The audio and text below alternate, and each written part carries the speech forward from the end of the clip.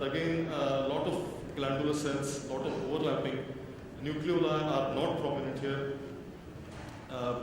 Maybe we can assume a little bit of gland formation here. These are definitely glandular neoplasia cells. Cytodiagnosis, atypical glandular cells, histodiagnosis was proved to be AIS. But I think what I want to say is that if we were to actually successful in saying these are atypical glandular cells, then we are actually coming out of the category of any normal cell. So either you call it atypical glandular cells, or if the changes are more pronounced or cytology is actually more obvious, then you might actually call it atypical glandular cells favor neoplasia or adenocarcinoma in situ. I think that's, if you can give a diagnosis, well and good. But even if we say atypical glandular cells favor neoplasia, that's also good enough. Again, because I'm coming to the first statement, this is a screening test. We need to identify patients or subjects who need anything further. I don't think it is actually up to the cytopathologist's job in gynae smear to actually give an exact diagnosis on cytology. Okay, so again, atypical glandular cells, definitely glandular cells, but some are nuclear anisonucleosis, some have nucleoli. So AGC was the diagnosis given here. Corresponding histology would be like this. High-grade dysplasia on histology usually shows a sharp distinction from the normal endocervical gland, and these are the atypical, highly or severely dysplastic glandular cells. A little on the high power will look like this mitotic figure, projections inside hyperchromatic cells. Mind you, this is not actually embedding in the stroma, but this is a quite straightforward adenocarcinoma in situ case. This was one of the examples of leak where we actually could correlate it with our AGC report. Colposcopy, it will look like this. Ascus is kind of a holding category. It is a problem category because when we are not sure whether this is inflammatory atypia or actually negative, we actually use it as a holding category. But the point I'm making here is that we should use the term sparingly and judiciously. There is no actually positive identification criteria for ascus. But it should not happen that whenever I'm in doubt, I'm calling everything ascus, because at the end of the year, I want to see, because there are certain specific guidelines regarding quality indicators, the ascus rate should not be more than 5% or at the most 8%. If I'm calling everything ascus, my ascus rate at the end of the year would 20%. That means there's something wrong on my diagnostic aspect. So ascus is to be used sparingly and judiciously. You might see nuclear enlargement, but the nuclear stipple chromatin may be lacking. Here, if you see the background also is actually quite informative. So in this case, ascus I think is reasonable. Again, ascus or repair, the nuclear chromatin is pale. So this was actually this would fit very well for previous benign cellular changes. They were reactive. But if I'm forced to call it diagnosis, I'll say this is negative for intraepithelial lesion or malignancy. Trichomonas infection.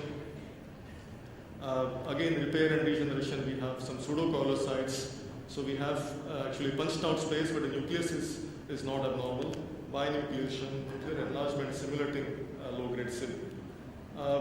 ASH is a category where you think there is abnormality, squamous abnormality, but you cannot actually exclude high-grade cells. Nuclear size is actually quite large here. There's some clumps of chromatin, but it's not as stippled as you would straight away call it as HSIL. So this would qualify for as H. Other so not well-defined terms like atypical repair, abortive coilocytes, mild dyskeratosis, these terms have been mentioned in literature and they are better to be avoided. We often use the term atypia, and that's actually atypia term to be avoided, rather call specific diagnostic terminologies that are mentioned in the report. Finding of benign endometrial cells under 40, it is said that the chances of having any significant endometrial pathology is less, so we need not actually mention that. Above the age 40, they can be seen in first phase of cycle, so first 12 days. So again, they need not be specifically mentioned. However, in the secretory phase cycle, in a woman over 40, finding of endometrial cells can be actually abnormal.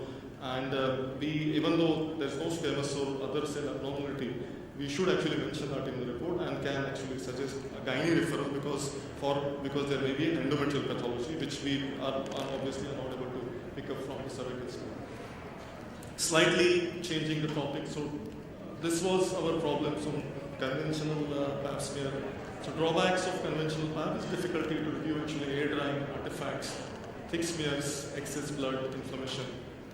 And it is estimated that only up to 60% of the cells collected can actually end up on the smear. So advantages of LBC is that in an organized screening program, reduction in inadequate smears is the main advantage of liquid-based cytology. From about 9% total to between 1 to 2%. This is NHS cervical screening program statistics. So after they shift, the main consideration for NHS cervical screening program in UK is that the entire program is state funded. Their inadequate rates were as high as 9%. So everything is paid for by the government. So smear taker's salary, stitcher's salary, gynecologist's salary, as well as cytologist's salary. So if there's about 9, 10, 11, sometimes 12% inadequate, that means patient is going to be brought back, and that again, that is an expenditure to the exchequer. So even though the cost for them to establish or shift to the technology was high, the starting cost was high, they thought that they could save in the longer term if they shift to liquid-based cytology, and that was their main consideration. Obviously, the advantage is that we can have HPV testing, which is possible with LBC. Higher sensitivity is said to be for detection of low-grade lesions, and obviously swifter screening. So laboratories which have higher load, 50,000, 60,000 gynae smears per year. So obviously these are Western literatures. They have organized screening programs. So those the turnaround time is actually very low. So that's the main advantage of liquid-based cytology. So we have, I think, two leading companies, Interpretetion and SurePath. I must admit that there's no conflict of interest to declare here. The names are taken only for information basis, information purpose, and we also have some manual methods. So these are actually well established for in US I think more than 10 years, and in England at least more than 7 years now. Slight difference in the smear making, that's really all. Another good advantage of LBC is that we have HPV detection testing. One of the commonly employed HPV detection is actually hybrid capture, and I thank Dr. Rohini Kelkar, our senior colleague and chief of microbiology, who have lent me this slide. The bottom line is abnormal pap results tells you what is the patient has now, whereas the positive HPV test result tells you what she is at risk for in the future. Some more slides, and because this is the most, I think, very important aspect of all cervical screening program, we have what is called as ABC handbook, or achievable standards and benchmarks, or we have CLIA guidelines in US, which is clinical laboratory implementation and amendments, which was put forward first in 1988 and revised in 2012, which gives specific guidelines.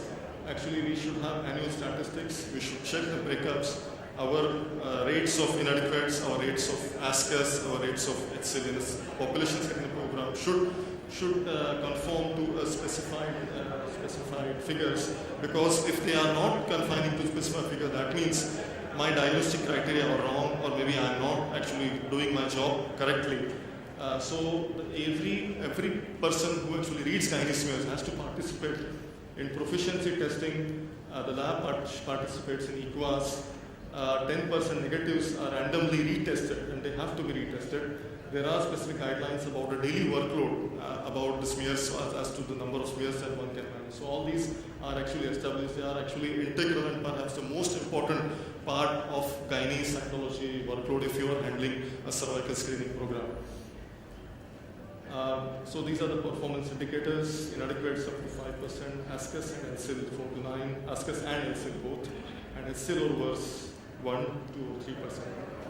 So this is the book I am referring to. I think I would encourage everybody to go through this book. This is an excellent program which gives, this is revised in January 2013, achievable standards, benchmarks for reporting. You must have seen it, but it's available free on the NHS CHP website. It not only gives a good diagnostic algorithm that we can use, but it also tells us about some management practices in cervical cytology lab. Okay, so I think I'll just introduce the term because England used a term which was called as dyskaryosis, that was used in similar in meaning with dysplasia, whereas we are not using this term. This was used only in England, and to some extent it was initially used in Australia, but this is only in England. They have actually now changed their terminologies to which are more in line with Bethesda system. So we are using Bethesda. I would urge everybody to use, any system is fine, but most of the world is using Bethesda system. So once, I think the bottom line is that all of us should have uniform reporting pattern, reporting terminology. That's actually the best, which helps us. Just 2 more minutes, Rohan. This is one good article by American Cancer Society, and 3 societies combined actually gave article, and they actually gave guidelines, because we in our country actually do not have currently specific guidelines as to how we treat a particular category of diagnosis. So for example, ASCUS, but obviously there may have different, with slight variation with your clinical colleagues, your gynecology colleagues. Hospitals may have certain protocols. What I want all of us to see is that this is basically US guidelines, and they say that below 29 we should not be screening with HPV, because HPV infection rate could be high. So screening methodology, HPV should not be used, and women should not be screened annually at any age by any method. I think that's important, because previously people used to have recommend annual smear every year. So I think that's something which is to be seen. And they said preferable co-testing, or if co-testing is not available, you can have actually only smear testing by a 3-year interval. That is also fine. So we can go into details of that at a later stage. If somebody asks what do you prefer, conventional PAP or liquid based cytology, and these 2 articles actually compare head to head with these two methods. If we have a good quality control in conventional PAP, that's actually less cost, and that's perfectly fine. It's the conclusion here when they compare it is that liquid-based cytology does not perform better than conventional PAP test in terms of relative sensitivity and positive predictive value for detection of cervical cancer precursors. So it is basically up to us to keep the perfect quality control or stringent quality control, and you can still use conventional PAP. Or if you used to choose liquid-based cytology, that is also fine, but costing will be high. For state-funded program, maybe that is better. So that was we learned from the English example. These are some of the articles that I wanted to show. So in conclusion, essentially, gynae smear is a screening test, and primary aim is to reduce the mortality of cervical cancer by detecting pre-cancer. It is an interpretative science, and standardization of reporting is essential for uniform management protocol. Costing is variable depending on the country where you live. The success, in general, the success of any cancer screening, depends on the coverage of the population. So if we have excellent program, excellent smear takers, smear readers, and if we cover only 40% population, that is not going to be of any help at all. One must have at least more than 75% or 80% excess population coverage for any cervical screening program to be successful in that community. I think I thank you all for patient listening, and I'm happy to take any comments or questions.